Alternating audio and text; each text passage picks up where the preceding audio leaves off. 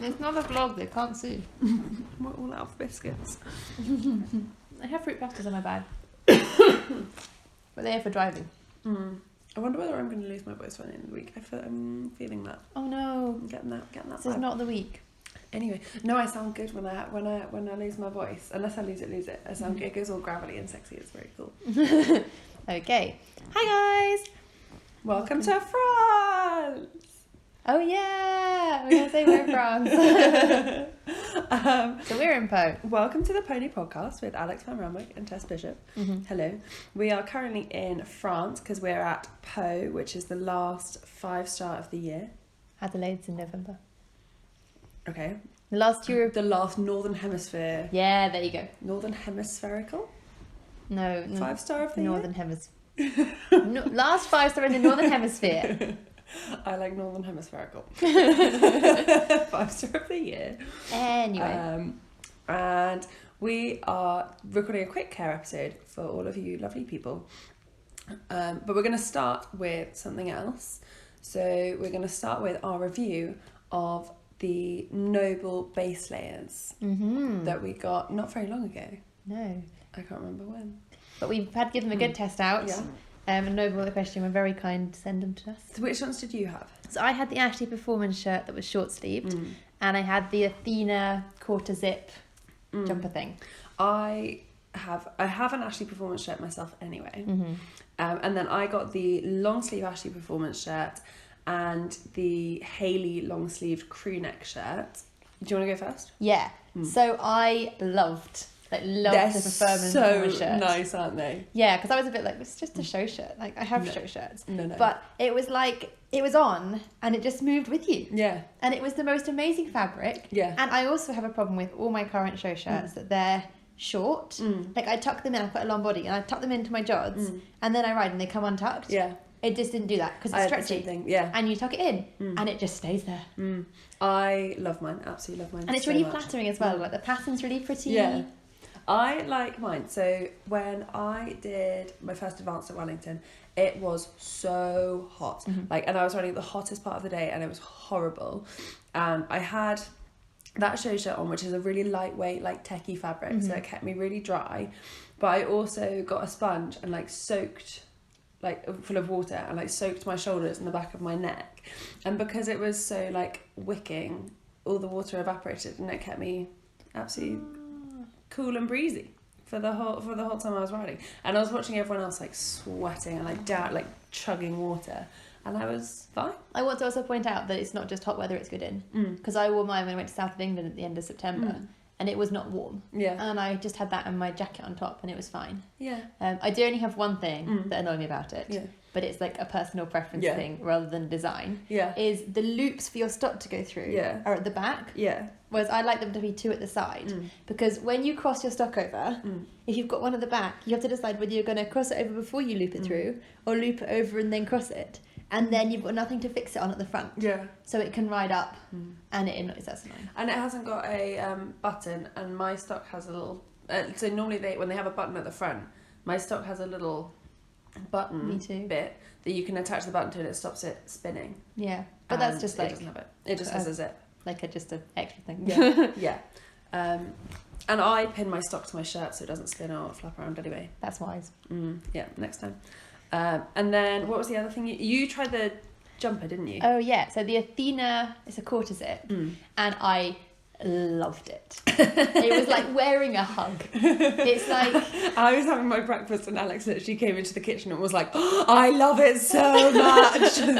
It honestly, it's I'm trying to describe it. It's fleecy on the inside, but not so fleecy that you think it's a fleece. Yeah. And it's stretchy, and I was mucking out in it, and I had a thin t-shirt underneath, and I got warm, but because it's really clever and it temperature regulates, I never felt so warm when you need to take it off. And then when I stopped mucking out and I was running around the yard doing other stuff, I cooled down, but I never got cold because it was it was temperature clever. Yeah. It was no, I will regulate your body heat so you don't get too... And I was like, this is amazing. And it's got long enough sleeves that your arms don't get that little gap. And but the only thing I couldn't work out whether it was supposed to be a jumper or have something underneath it, because I didn't want to wear it just against my skin, because I felt I would be cold, and also I thought it might smell quite quickly. So I put like a vesty type t-shirt underneath, and it was fine. And I have been wearing it now with like a long sleeve t-shirt underneath, because I thought anything bulkier would look weird underneath it. But it is lovely. Yeah. So I had the Ashley Performance shirt with long sleeves and the Hayley long sleeved crew shirt. And I got these because I am winding down working with horses, so I wanted something that would look nice if I was to wear it like just with jeans or something out. I don't know which is my favourite. I really like the Ashley Performance shirt even. It's got like mesh all down the underside of the arm, which to start off with I was like, don't know about this. And it's like, it starts off feeling a bit chilly under your arm, but it does make it very breathable. So I wore it to muck out. And like normally if I was wearing a base layer and a jumper on top, I'd be hot, and I'd have to strip the base layer quite quickly. But actually, because it had the extra breathability, it was nice, and it was great. Like, I really liked it, and it looks like I really like its design, and it fits really nicely. And like you say, like once you tuck it into something, it just doesn't really move, which is ideal because I'm really long in the body as well. And like I was riding a horse when I was jumping it, and actually, it was that kind of weather where if I'd been wearing a jumper and a t-shirt, I would have been too cold in the t-shirt and too hot in the jumper. But because I was wearing the like special techie fabric, when I was moving around, I was like the perfect temperature, and it stayed tucked in while I was jumping the horse, and it was really and then like it was a horse that I'd not jumped before, so like if we had a funny jump, it gave me enough freedom of movement that I could move around with it, which is what I like about the Ashley show shirt, the short sleeve one. I go cross country in that, and you just have enough freedom of movement that if you have a sticky jumper and you need to move around, then you can, like, there's nothing restricting you. And then the Hayley long sleeve crew was a bit warmer because it doesn't have the mesh panel, and again it's a crew neck, obviously not a high neck, but I really like. I nearly bought it this week. I really like it. Both of them fit really well, and they just look like you can get away with them being a normal shirt. You know what I mean? Whereas some base layers and stuff that you get from like horsey shops, they're just a base layer, and they're only ever going to be a base layer. Yeah. Whereas like either of those tops, I'd like wear to work in an office, and like they're really nice. I really like them. Really like them. Cool. Well, keep an eye on our podcast, because hopefully we'll have some more proper winter stuff to try for you. Yeah. And as we've all seen the amount of rain that's been going on, it will get thoroughly tested. Yeah. So we can give you our honest opinion. And that leads us really nicely on to this week's topic. Yeah, which is rugs and some winter tips that we have picked up in our long and varied experience. Yeah. Mainly the thought behind this episode was that I have spent 3 weeks in the rain, and I was like, I need to slightly moan at people about the fact that it's been raining, and I feel like everyone, if they can find anyone can give them any tips to help them survive other than building an ark. Honestly, imagine having an indoor barn. Oh, just the dream. Just the dream. Where I started teaching, they've got an indoor school, and I've been teaching lots of beginners. Ooh, yeah. And they only let the beginners go in the indoor school because it's quite small, so I've been like, la la la la, on the lunch. One of my friends, I'm still quite tan from the summer, and one of my friends replied to my Instagram story or something. She was like, how are you still so tanned? And I was like, because we don't have an indoor school. And I'm still out in the sun. It's my mum just not rust. Often sunny. My mum's like, when is this raining? It turns into rust. It's not a tan. Anyway, we'll start with, why do we rug? So we rug our horses to protect them from the wet and the cold. Yeah. And also, if they've been clipped, we replace the hair that's been lost. Yeah. Have yours been clipped yet? Only one of them. Mine hasn't. She's very fluffy. Yeah, but one of them's actually in work. The other one isn't clipped, and I've been really mean, and if it's sunny and not raining, I turn her out that rug on, and I don't put a rug on her at night. Yeah. But I feel like because she is not used to like, she's not a native pony. Yeah. And she probably has never had to use her coat. When it rains, I feel like she should have a lightweight on. Yeah. My pony is not clipped, but she does have, I mean, I'd call it a middleweight, but it's so old, it's probably a lightweight now. And she has that on pretty much all the time. And I'd feel a bit mean taking it off her. And the way my mum goes is mum goes through phases where she's like, oh, but Piglet's so cold. And then some phases where she's like, she's a horse, she can deal with it. And so I'm going to come back from Poe at the end of this week, and she's either going to be naked or she's going to have another 2 rugs on. I don't know which way mum's going to go. Oh. Mum's very, very pleased to have her baby back, have her favourite child back. Not me, my horse, obviously. And I have a feeling it's going to be another 2 rugs. Oh, see, I've left my sister in charge of my horses, which my sister does a good job. Like, she knows how to look after horses. See, Catherine, she does like you. I got a text within 24 hours of leaving going, Maria's jumped out the field.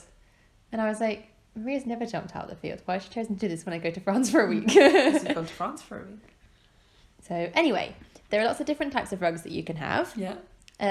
So you can have like a turnout rug, and they generally come in different weights. Yeah. So like a lightweight, I would say, has no fill. Yeah. A middleweight has like 200, 250 grams. Yeah. And then a heavyweight would have like 400, 450 grams. People, see, I don't work in grams. I work in like lightweight, middleweight, heavyweight, and lightweight being like more than nothing, but like just like a light blanket, and a heavyweight being like a duvet. See, I buy mine online. I don't know what grams are. I buy them online, and so I have to be able to compare the rugs. Okay. So they all have grams in their product description. Yeah. And that's how I go on it. Okay. I should probably at some point work it out. I just, I don't understand what it means. You can also have stable rugs, which go in the gram system. So which gram would you want when? So I would say I wouldn't want a heavyweight until either my horse was clipped and it was like single degrees at night and frosty, proper winter, and then a middleweight for night, probably about now if it's clipped. Yeah. I've got to say a shout out to Harry Mead. He has a graph. Does he? Yeah. Oh my god. Printed out in the tech room. I'm not kidding. Did you take a picture? No, I wish I had. Oh, that would have been so useful for this episode. It might be subject to copyright. Harry, if you're listening, can you send us a photo of your graph? I feel like Harry's not listening. I feel like Harry's not listening. But yeah, so it's like if it's this number of degrees, they have 3 rugs on. If it's this number of degrees, they have 2. If it's this number of degrees, they have 1. They're pretty much never left without one. In the whole time I was there, I mean, I left in June, so it was warm but not like boiling hot, and they never had nothing on. They always had a rug on. See, I've always thought about having a sheet on all year round. I always because it keeps them dusty, but my sheets are quite thick. Yeah, they're like proper cotton sheets. Okay, rather like supposedly indestructible. But I know you can get a lot lighter ones. I think if I had lighter ones, I probably would keep them on. I try and keep one on all the time, just because it keeps her clean, which it helps, and also if she lies down in certain bedding, it like crinkles her coat. She looks nicer when she doesn't.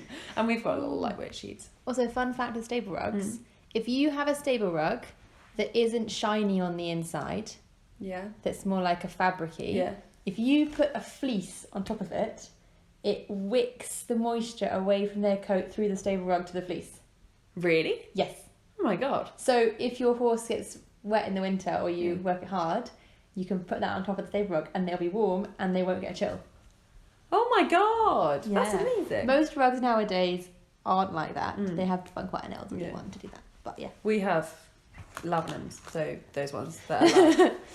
that actually, I went to someone's birthday party and I was sleeping in my car, and we realised that the duvet that was in my car was not going to be enough, and I had a clean labnum that had just come out from the cleaners that I hadn't got out of my car in the boot.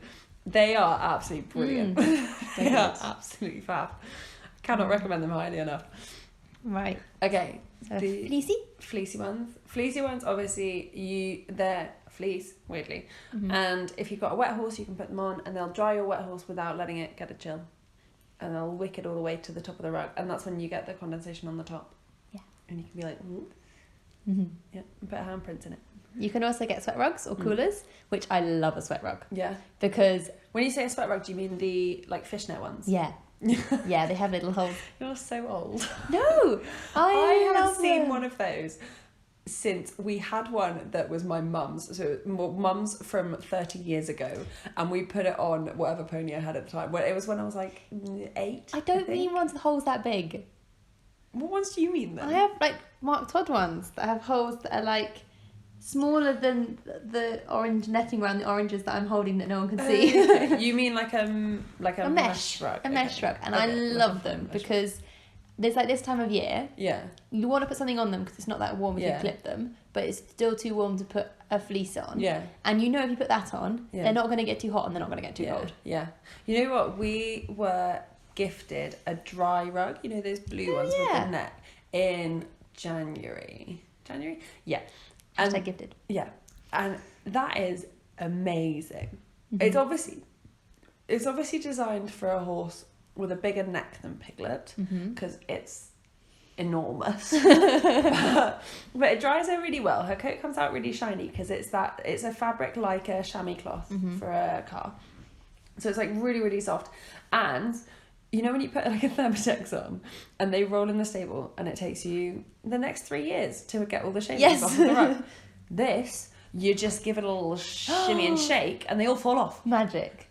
It blew my mind. It was amazing. And like the first time I put it on, she rolled and I was like, oh, but it was so pretty before. And just a little shake and they all fall off. Brilliant. Absolutely brilliant.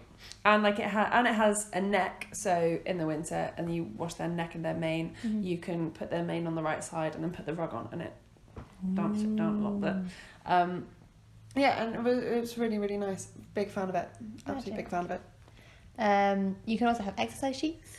Exercise sheets. Do you mean so they're like a rug but not the front half. So you can get quarter sheets which go around the saddle and exercise sheets which go under the saddle that you have to fold up under the saddle flap. But no one has them anymore because they're really old. We have them. We've got, you know, the Newmarket fleece design which was originally because of it was a Newmarket fleece. We've got a proper Newmarket fleece. Cheryl has one of those. And she always gets out for B test because she's like, I need to show you how to put a rug on. A proper Newmarket fleece? Rug on with a roller. And we're like, but this is definitely not in the B test syllabus anymore. And she's like, oh, no, but you should know. Yeah. And then she shows us, and she's like, and this is how you put a duvet on. If you didn't have rugs and you had to put a blanket on and a duvet, this is how you do it. And we're a bit like, cool, we're never going to remember that. Do you know what? Harry Mead still has proper exercise sheets. Does he? Where you fold up under the saddle. That he does. And to be fair though, if you've got them, there's no point replacing them. And they are really good. Like, they are really, really good. I have a nice one, a nice rain sheet that you just clip Velcro at the front, goes under the flap. Yeah. But some mice ate the inside, the fleecy bit. Oh no. So the fleece on the inside is all holy and it's still waterproof, so I'm not going to bin it. But it's just, I feel a bit like, if you look underneath, it's not very nice. I had a pony when I was 11. And when we bought him, he was the first pony that we bought. And when we bought him, he came with everything. Like, full wardrobe of twice as much as you would ever need because he came from a dressage home and they had everything, including they had like 2 or 3 sets of rugs because they'd bought the first set and then there'd been a new trend and they'd rebought all of his rugs. Just want to point out, we have nothing against dressage riders. It's not a dig at dressage riders. This is what happened. There was a new season of rug that came out and they rebought all of his rugs. So he arrived with like 3 different wardrobes. And I've still got 2 exercise sheets because my horse is so short in the back. I still have 2 exercise sheets. He had one Thermotex one, which was beautiful, and like navy with red piping, and it's just beautiful.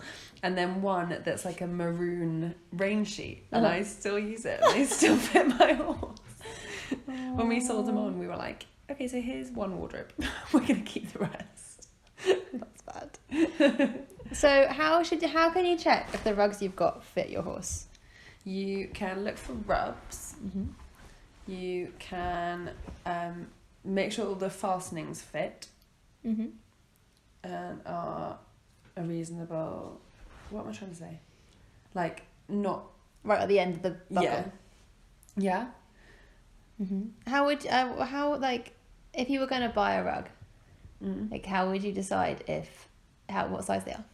You measure them... Is it withers to croup or front to back? I thought it was point of shoulder to point of buttocks. Yeah. And then withers to elbow. I've never done the depth one, but that makes... The lengthwise one makes sense. Yeah. So they come in feet instead of meters generally. Yeah. So you can get like... And they're 3-inch. Yeah. Yeah. Yeah, so like 5'3", 5'6", 5'9", 6 foot.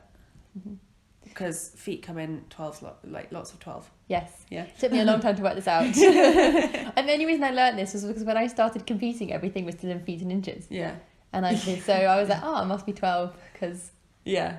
I find it the lower heights. So it changed over when I got to novice, so when I got to 110. And I still measure small heights, like heights below novice in feet and inches, and heights above novice in centimetres. So like someone saying they jump around 80 centimetres doesn't really make a lot of sense to me, but that's what, 2'6", 2'9". Yeah, so 269. Yeah, because 9 centimetres is 3 foot. Yeah. And also you used to measure things as like 269, 2326. But now they just do 1 metre, 110, 90, 80. No, I went to shows that were 2'3", 2'6". Really? Oh, we always used to have like a start and a finish. Maybe it was so that if it wasn't completely at the right height, parents couldn't complain because it was like, well, it's somewhere in the middle. Highly likely. Highly likely. So if you want to check if you've got the right rugs on your horse, check their temperature. If you put your hand under the rug and your horse feels a comfortable temperature, they're probably all right. Yeah. If your horse is sweating, you've got too many rugs on. Yeah. And if they're shivering, not got enough rugs. But I would always check, like, put your hand down by their shoulder. I'd also go around the back and like slide your hand in the back. Yeah. Because like on the hindquarters, because then you've got like a good check. Yeah. All round. Yeah. And they feel like they're gonna sweat on their flank faster than they'll sweat on their shoulder. And I also think if you are worried your horse is going to be a little on the cold side, that's better than worrying they're going to be too hot. Yeah. Because horses have a coat. Yeah. They know how to like thermoregulate. They're like, what am I trying to say? Their band for being too hot, too cold, like their temperature band is lower than ours. So even if you think, oh, it's a bit cold, they're probably more comfortable being a bit colder than you being like, oh, well, they're nice and snuggly and warm. That probably means they're a little bit too hot. Yeah. If you get your horse in from the field or something and the rug is wet, then you leave it on them to dry them out because they're like a little rug heater underneath. Yeah. And they evaporate all the water away, and it's better than taking it off and then it being soggy for 2 days. Yeah, unless you have a fancy rug dryer. Yeah. Which the yard I've been teaching at, they have a room in their tack room. It just has 3 rug dryers. And I was like, oh my God. And then you go and live in there during the winter. Yes. They have like keep the door shut, the rug dryers on. If you don't have like a big fancy heavyweight, the best way to warm them up is to layer your rugs, because it's like with us, you want layers to trap the air, because if you trap air is a really, really good insulator, and as long as it's not moving anywhere, it'll keep whatever's underneath it warm. Yeah.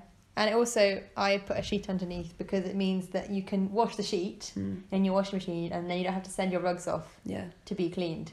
If you're putting a fleece on your horse overnight, always put a sheet on underneath, because we had someone who was looking after my horse and she put a fleece on the bottom and they go really, really static. So when you take them off, they snap the horses. And that's why Piglet, when you take her rugs off, she doesn't stand still. She has to walk. She won't walk out, even if you have the stable door open, she can't walk out the stable door. She'll walk around the stable, and you can make her stand still. But unless you're making her stand still, she has to walk because she's been snapped so many times. Oh. I came back from holiday and was like, why? So, poor little Piglet. So we've got some winter tips and tricks for like common things that you're going to find happen in the winter, like mud fever. So mud fever, did we cover in the ailments episode? Yeah, we did a skin ailments one. Yeah, so it's like little scabs that your horses get behind their heels and maybe up their legs in the winter, and it's caused by a bacterial infection. As the skin gets soft in the wet, the bacteria get in and then they cause these scabs. Yeah, so to treat it, you want to get the horse's legs dry. Yeah. So you want to ideally take the horse off the wet field, clip the horse's legs so you can see where the scabs are, wash it and like get antibacterial stuff on it. Yeah. So like heavy scrub, Pevidine. Take the scabs off so you can really get in and clean the wounds. And then you just need to try and keep the horse in until the legs are dry. Yeah. And they've started to heal. If they're really bad, you might need antibiotics. But yeah, there was something I was going to say about when you're like clipping the hair away. The reason you have to clip the hair away is because if there's lots of feather or lots of hair, then it holds the water like a sponge, and that makes it all worse because you're making the skin wetter and you're not allowing it to dry, so you've got to get the hair off. Yeah. And also, you never really know how bad it is till you can see under the hair. Yeah. I've always gone, like, preventing it. Yeah. I've always gone with the view that, like, if they're in overnight, I'll wash the legs when they come in because they've got all night to dry, so they'll dry it properly. Don't scrub their legs. No. So you can wash the mud off. You can wash the mud off with like a hose, but don't scrub the legs because the minute you scrub them, you abrade the skin. So you make loads and loads of little like entry points for the bacteria into the skin, and that makes them more likely to get mud fever. And it'll be bad because you've made loads of entry points as opposed to like a couple. Yeah. And I've also gone on the other end of it where if your horse is stable during the day and out at night, don't wash their legs off when they come in. Yeah. Because then their legs aren't going to dry in time, so they'll be going back out to the field with wet legs. Yeah. And the skin won't have had a time. Yeah. Basically. Yeah. Okay, so fields can obviously get really wet and muddy.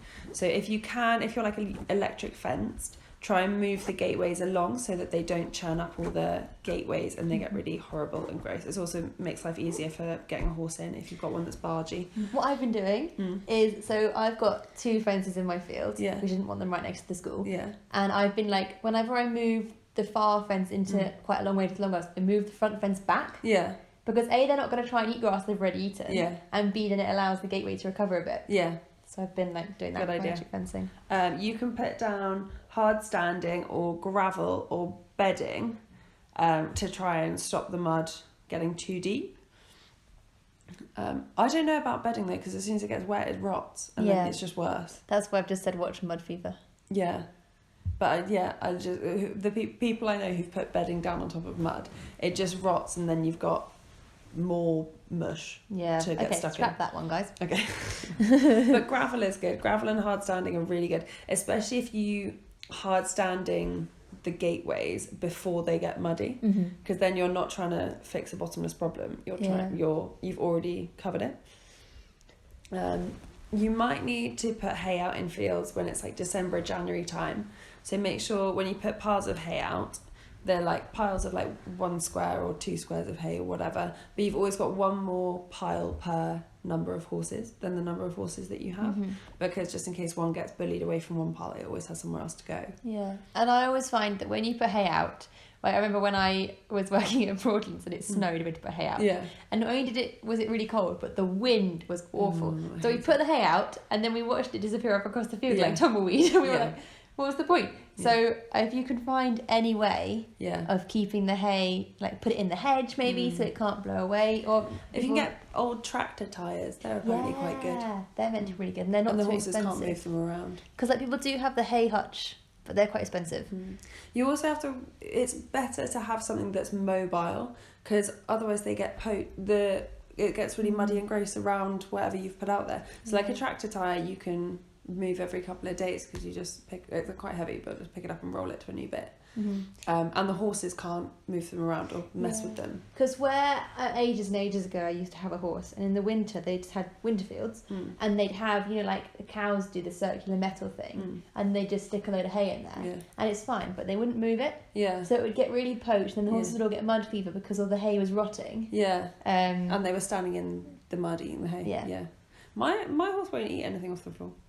She'll have like the top bit of the hay. She'll take that top little layer off, and then she's like, gross now. Horse is a princess. Yeah, she is a princess. Make sure there's also in the winter some sort of shelter. Whether that's whether that's a field shelter or a hedge or a tree. But if you're going to have a field shelter and you've got more than one horse, make sure it's got 2 entrances and exits. Yeah. So it can't like get pinned or get bullied or stuck. Yeah. And if it is a tree, you have to be careful about the type of tree that it is, because if it's an oak tree, you've got to be careful of acorns. And if it's a yew tree, they're poisonous. Yeah, they don't tend to eat. Do you know, so yew trees they're commonly found in graveyards, and they're thought to be like to ward off evil spirits and stuff. And they're often found in graveyards because in the days where people used to graze their cattle kind of wherever, vicars would plant yew trees in graveyards to keep the cattle off the graves. Because cows it's poisonous, so farmers would be like, not raising my cows there. Yeah, well, and cattle, like, they're pretty smart animals, to be honest. They don't tend to go for stuff that's really, really poisonous. And like yew trees are so poisonous, if something dies from being poisoned by one, you'll still find the yew tree, the yew in their mouths. We had a pony in our pony club a good few years ago. Yeah. That died. Yeah, and it's really quick. Like, and they tend to avoid it. Like, but don't take the chance. Like, if you see a nice tree in your field in December that still has its leaves, check what it is. Yeah. But yeah, that's why they're thought to ward off evil spirits. That's smart. I love a little fun fact like that. I know. They're really cool. But yeah, they're really, really super poisonous. What else? Stables. If the horse is stabled. Last one. Yeah, stables. Stables. So when you're checking your stables during the winter, you want to check for drafts, which you're more likely to notice in the winter than in the summer. Although in the summer, you want a nice draft to keep it cool. Ryanair giving me good flights. $9.99 for a flight. Christ. Back on topic. If your horse is in overnight, it might need more bedding than in the summer to give it a nice cozy bed. You can't keep your horses out overnight in the winter. Just while we're here. Just have to be careful of stuff like mud fever because their legs aren't drying. I've only swapped mine over because the weather has been so bad. Like, I'd just get them in the morning in the field, they'd be like squelch, squelch, squelch. And I was like, I don't want my fields to be muddy. Gross, So you can come in. Yeah. You need to make sure when it gets a bit further into the winter that you check about water because it can freeze. Yeah. So if you've got buckets, try and like pull the bed forward a bit and put it around the buckets, and that helps to insulate them. Yeah. And if you've got water drinkers, and if you're worried about that, switch to buckets because there's nothing worse than a pipe bursting in a water drinker because you have to turn off all the water to all the water drinkers while you fix it. Yeah. And if you have like a trough outside that you're worried about freezing, if you put a ball or something that will float around in it, I mean, when it's really, really cold and it properly freezes, it doesn't really help. But if it's only mildly freezing, then it kind of bobs around and it breaks all the ice up. Yeah. And if you're breaking ice in water troughs, if you take out like a sieve or something or a colander to scoop the ice out, then it won't freeze as quickly. Yeah. And it also means you don't have to put your hands in the water. You can genuinely, people do get frostbite in the winter because we're horsey people and we're like, oh, I'll just grab it. Like, you just go in and grab the bit of ice, and genuinely making your hands that cold does give you frostbite. It does happen. When I was at Broadlands, because they'd spent so many years doing winters and stuff, they had specific gloves you had to take out with you. They were like proper thick gardening gloves. They were like, these are the gloves for removing ice from water troughs. Yeah. Take them. This is what you go with. And that is smart. Yeah. Also, I mean, if you have one type of stable or another, you're not going to be able to necessarily choose. But brick stables are more insulating than wood stables. So brick stables are warmer in the winter and cooler in the summer. So if you can choose between wood and brick, then I have choose brick stables now. I have brick stables as well. And my stables are now, so they're kind of inside, but they're not an American barn. So like the front is closed off, and you've got like a gangway that you can walk your horses up and down. Yeah. But you can't tie them up in there. Yeah. Tie them in the stables are outside. But they've got a window at the back that looks out towards the hedge. Oh, that's nice. They can look out in the winter and they're not going to get all the wind in their faces because of the hedge in the way. And the side that does get the wind is all blocked in and protected. Oh, lovely. And they've got like the see-through plasticky stuff you could use on roofs. Yeah. On the front, so they can kind of see outside as well. Oh, that's nice. Cute. Ours just have they've got a window at the back, but it's like barred, and it looks out into a hedge. So there's technically fresh air coming in. And snacks. Snacks apart from their barred windows, so they can't snack on them. And it's rhododendron outside, which I'm pretty sure is poisonous. Yes. So not good snacks. No, not good snacks. Not that would stop my bloody horse. Anything within reach, she's like, yum. Yes, it's for eating. So Maria has been breaking out her fields wasn't jumping out until I left. She'd just been like sticking her head through the fence and then being like, oh look, the fence is broken. And I'm like, it is definitely electrified because I definitely got a shock. And you haven't got a rug on, so I'm not sure why you're doing this. Maybe she's just gritting her teeth. Probably. Knowing Maria, we had a broodmare who would do that. She had her baby and she did not lose the baby weight. So she was strip grazed because she was not losing the baby weight. And you could see her, she'd like stand by the fence and she'd like psych herself up and you could see her like and she was not fit enough to go any more than a walk/mild trot. So she just kind of grit her teeth and walk through the fencing and demolish it. Phoebe has been doing that a bit because she, until recently when I amped up the voltage, she would like walk up to the fence and you could see her like put her head down a bit and then wait and then a bit more and then like look around and then a bit more and then I'm not sure if she either got used to it or she put the front of her rug against the top wire so she couldn't feel it, but then she's like, cool, I can eat over the fence. Oh my god, we had a pony who would listen for the click. So you'd have stripped it and he'd put his ear next to it and you could see him nodding along with the click, like 1, 2, 3, go, go, go, go, go, go.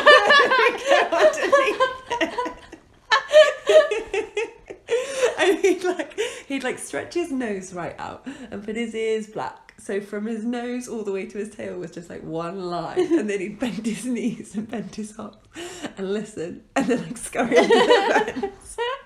I want to say that's really funny, but I bet at the time you were like, oh, for God's sake. Yeah, it was ridiculous.